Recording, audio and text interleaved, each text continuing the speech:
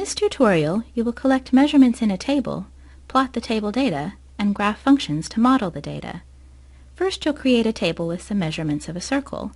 You'll learn how to add data to the table manually and automatically. Next, you'll plot the data as points in the coordinate plane and fit array to the data. Finally, you'll plot and edit functions to model the circle data.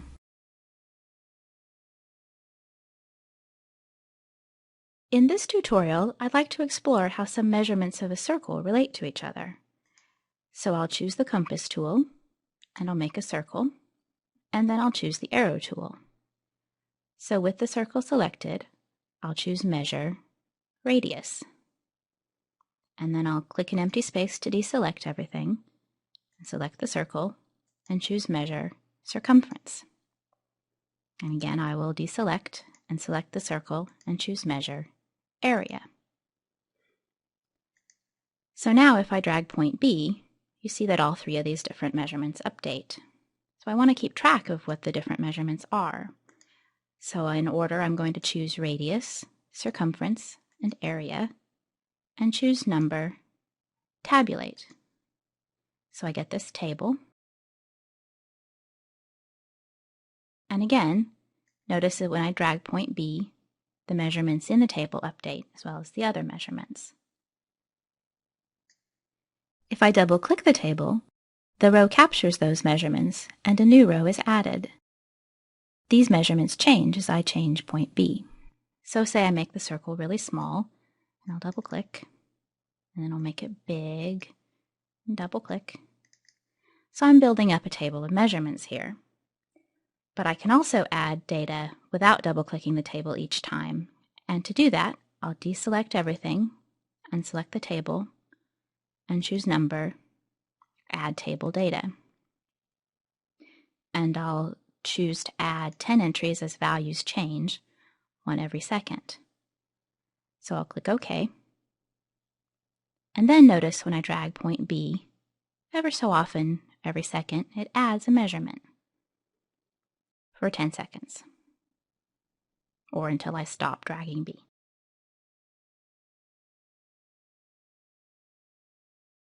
So now I'd like to plot the radius and circumference measurements on a graph. So I'll deselect everything, I'll select the table, and I'll choose Graph, Plot Table Data. And it's going to plot radius and circumference, so I'll click Plot. And you see that for each entry in my table, there's a corresponding point on my graph. And everything's kind of overlapping, so I will deselect everything and move my table out of the way.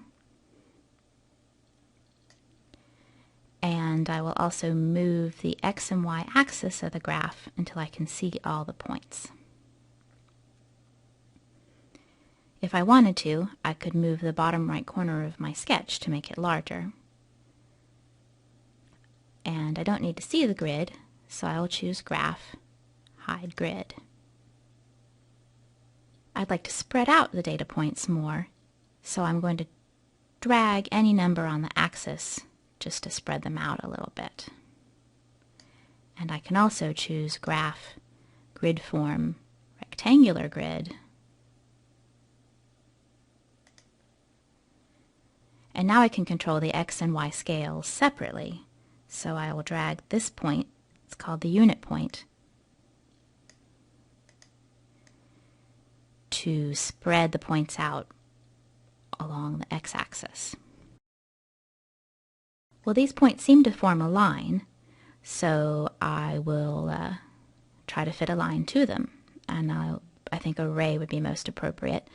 So I'll choose the ray tool, and the ray would start at the origin and go through any one of these points. I'll choose that one. And I will measure the slope of this ray by selecting it and choose Measure, Slope. And if you know anything about pi, this constant should look familiar to you.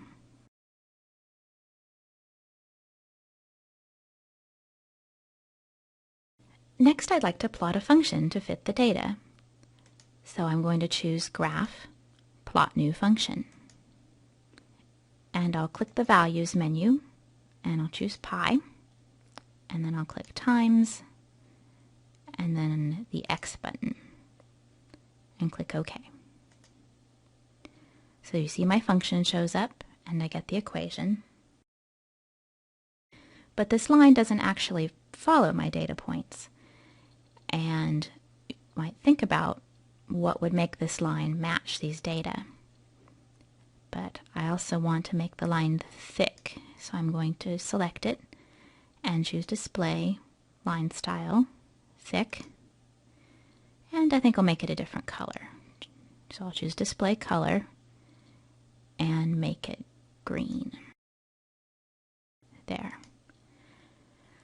So to edit my function, to make it fit the points better, I'm going to double click it and go to the front and click 2, or I could type 2, and click times, and click OK. So there, now my function matches the data. And I can rename my function to explain what it is. So I'll choose the text tool and double click it. And if I double click it with the text tool, I get the label of the function, which is going to be circumference.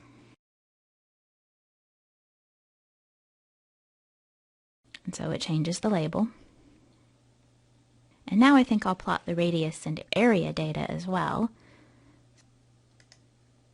So I'll select the table and choose Graph, Plot Table Data. Well, now it says radius and circumference, but I'd like to plot the radius and the area. The area will be the Y value, so I'll go to the Y menu and choose Area and click Plot. So now you see I get these new points that form a kind of curve here. So to plot a function to fit these points, I'll choose Graph, Plot New Function, and I think I'll start with the function x squared. So x, and this is the exponent button here, to 2, OK. And you see I get my new function and its equation, but it's clearly not really right. So you might like to think about what I could multiply this function by to fit the data that are here.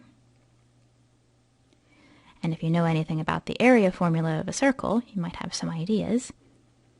So double-click the function and type in something that would make this function fit the data.